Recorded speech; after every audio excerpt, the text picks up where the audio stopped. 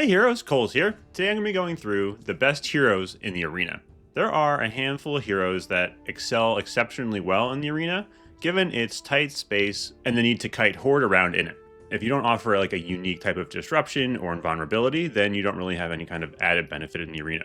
Now, of course, every tier list is an opinion, but I do think that there are a clear set of like 3 or 4 heroes that are S tier, a couple that are A tier, and then most everyone else is basically just BC. So we're going to go through all of them, and if I offend your favorite hero, deal with it.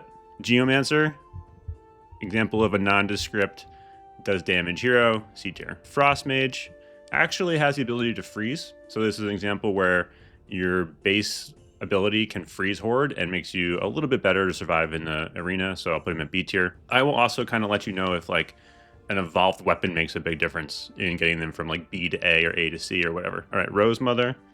Okay, Rosemother I'm going to put in high B tier for right now. Rosemother offers slows both in her regular kit and in the 2-star forge, and so she could be viable for pushing arena stages. I haven't used her before, I don't own her, but based on her kit, those additional kind of slows could make her work. Basically, in the arena, you're looking for slows and stuns. She doesn't do a ton of damage generally, but poison enemies are slowed by 50% for 3 seconds with her 2-star forge, and so that makes her viable, at least to push levels faster than other people. Monk is A tier. Monk has invulnerability built into his kit, and then if you can get him to 4-star, that's where he'll really shine. So 4-star moves him into A+, S- tier.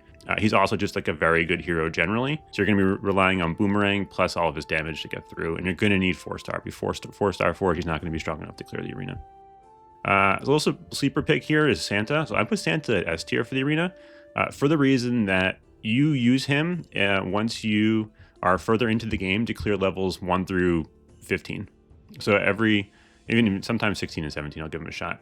But basically, once arena's on farm, you use Santa to farm it. You get extra key chance, and that's the most valuable thing in the game for farming. Santa has it, and so I use Santa now to run arenas 1 through 16 each week.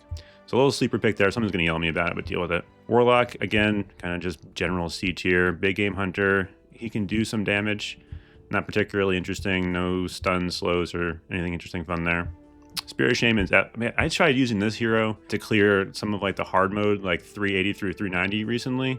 I tried running her in hero clash, like against like a really weak opponent. She is just, the way those wolves, you can't control the wolves, it just makes her totally unusable. Fire Mage can only attack in one direction. You don't want any of that. Circuit Breaker's a generic damage champion. Dark Ranger's kind of fun. He can only shoot in one direction, but he's got a built-in slow, so that's nice. You might be able to kite out maybe a couple levels of progression higher than you otherwise would, but he doesn't do a ton of damage, so you're looking at like maybe here somewhere. Hotbite, generic damage champion, nothing interesting there. All right, Blademaster, here we go. S tier, so he's a pure S tier hero for the arena. The Blademaster cheese is famous for being how you can clear the arena with like a way lower set of gear than you should otherwise be able to. And it has to do with its invulnerability. Now, you do need to build up global buffs in order to make Blademaster reliable. So you need him to be level 80, and you need to have enough like global cooldown, global crit chance to make him work. So he won't be like able to clear arena right away, but he'll be the first one that'll let you clear arena. He relies on crit, and so if crit is disabled in one of the modifiers, you obviously won't be able to clear arena with him. Sentry Specialist. So I think Sentry Specialist is actually really strong, but in arena, she doesn't have time to build up her ultimate, and so you're just not going to have enough damage. Paladin's actually quite strong. He has invulnerability like the monk. He's kind of like a weaker monk. Maybe let's say A-. If you can get him enough projectiles to get his hammer to start giving him invulnerability pretty consistently with the pushback, you can clear some levels that you might not otherwise would be able to. Definitely a strong arena champion. Arcane Mage is sad. She just doesn't penetrate enough. Even though she has slows and kind of her forge over time, just not strong enough. Oracle is A- tier, A tier, somewhere in here. The Oracle is good for the arena just because she does a ton of damage. She's not unique in that she doesn't have any slows or disruptions, so you're going to have to rely on Evolved Boomerang plus kiting, and then you're just going to have enough damage to survive. So not S tier, but she does a ton of damage, and it's an AoE damage, so you can clear out a bunch of content. She's a really strong hero, but not maybe uniquely situated for the arena, just more damage than other heroes. Astral Mage, just a generic. He does have a slow built in, but it's not enough to deal with the horde in the arena. Kind of generic, good damage champion. Bunny's interesting. I use Bunny. Bunny's super high damage, and so Bunny has this thing where it's very binary. Either you can clear a level or you can't. If you have enough damage, it's easy, and if you don't have enough damage, you die instantly. I used to use Bunny a lot whenever crit was disabled in higher level arenas when I was clearing it with Blademaster. And I would definitely need to use revives, like maybe either the 60 or 180 gems to get through like level 17, 18, but he could do it. He could power through the elites once you use the revive rage. Energy Mage is a generic damage champion, nothing interesting there. So Nutcracker is super interesting. He's my new favorite hero right now. He's like the one I've been playing for fun. And I have him up to 3-star Forge, which is a great global buff because it gives you a 5% damage multiplier. And his 2-star gives his basic attack a stun. So I actually just cleared this week Arena 20 with him. With all boomerangs and his stun, it was easy. And I have not been able to do that with all heroes. So you do need to have him at star level 2, and you do need to have Forge level 2. But then he is a B+, A-. Let's put an A- in the arena. All right, do I have a regular knight? I do. So this is the knight skin, which I threw in here, so I'll just put him up. Knight is, right, maybe S-.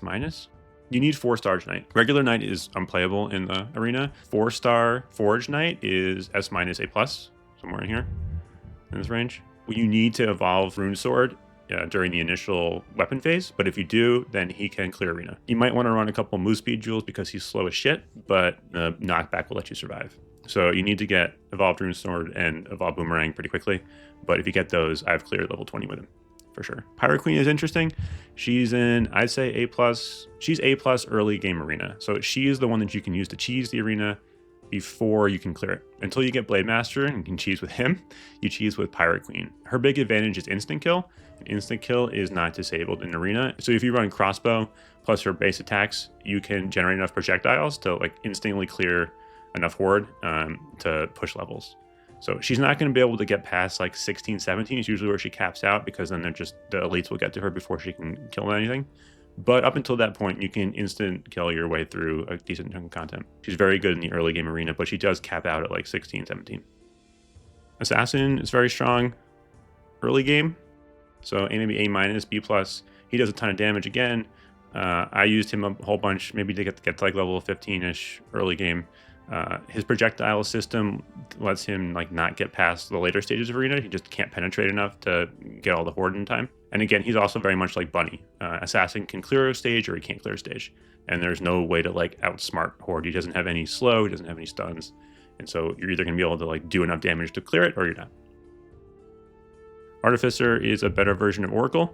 He just does a ton of damage, and you'll be able to clear stuff as long as you can do the damage to clear the horde. And he does more damage than a typical hero, and so he's good for arena for that reason. Void Raven, unfortunately, is down here in the F tier. I was playing with Void Raven recently, and it's actually not as bad a hero as I thought it was. The way it works is you have to like hit a horde and then hit it again, and in arena you just don't have that time. F tier for arena, but she will show up in future lists for me and be actually higher than F tier. Okay, I don't have Tide Warden, so I have never played with her. But reading through her kit, she has a built-in slow, plus her higher level evolution forged weapon bounces off the sides of the screen, making her a lot like Monk in the sense that she'd be able to like keep everything slowed for a long time. So without ever having used her, I'm going to put her at A+, based purely on me reading the kit. Now I know she doesn't do a ton of damage, but with her built-in disruption, I'm assuming you could probably push levels pretty decently with her. I only own 31 of the 51 available heroes. Reading the kit, she seems not bad. So I think she's going to be in like this like A tier range. Crystalmancer is a generic damage hero. She actually does a whole butt ton of damage. I've been playing with her a little bit recently, and her damage is strong, but she's not going to have any kind of like disruption to survive. She doesn't even have a forge yet. Reaper, and same kind of thing, strong. The one issue with Reaper is his ultimate is going to bring all the horde in. If you can't kill the horde when you ultimate, they'll kill you. But he's a strong hero, especially later in the game. You need global cooldown buffs in order to global buffs in order for him to be really strong.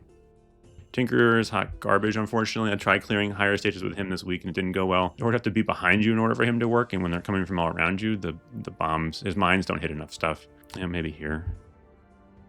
Druid, another one of these kind of like generic damage heroes. Rocket Pilot, giant damage hero. Leprechaun does a butt ton of damage. Like, I'm surprised that whenever I play him, how much he's considered a farm hero, but his ultimate will do enough disruption and he'll just like clear stuff out with his skills that like he can potentially clear content. He's a very, very strong hero. I like Leprechaun a lot. So he's probably like in here somewhere. Let's go here. Necromancer.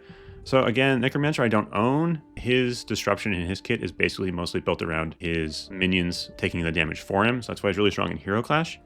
I imagine something similar might translate over to Arena, where it might let you push levels earlier than you otherwise would, but he's not like uniquely suited for the event.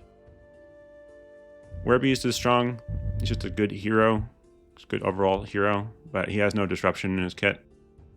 Clockwork Mage is the single best Arena hero. We've been talking about disruption this whole time. Every attack she does slows, and that's the whole key to the ball game in the Arena.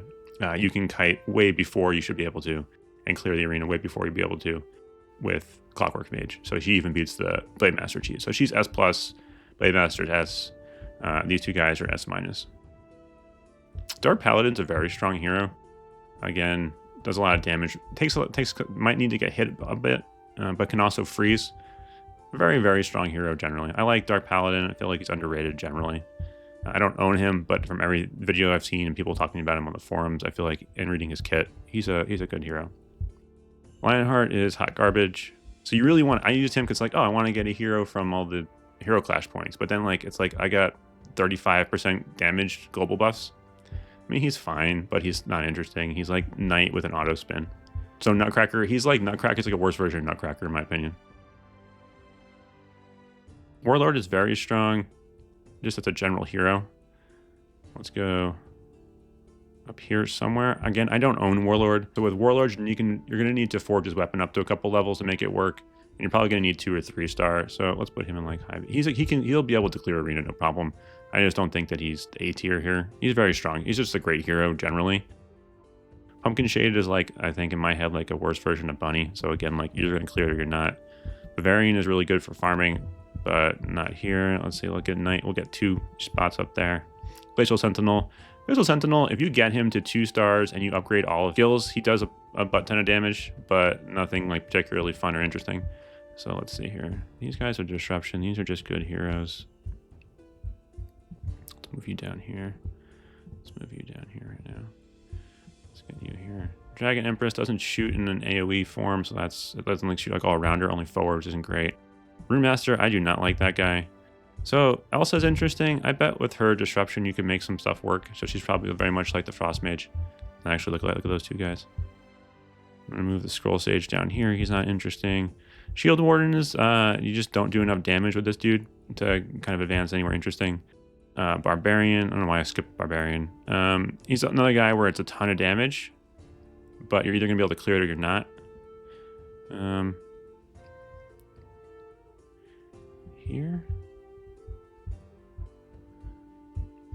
Is it worth moving anything down just to make this look a little prettier? Let's see. This guy is just because he's mean and he wastes all your...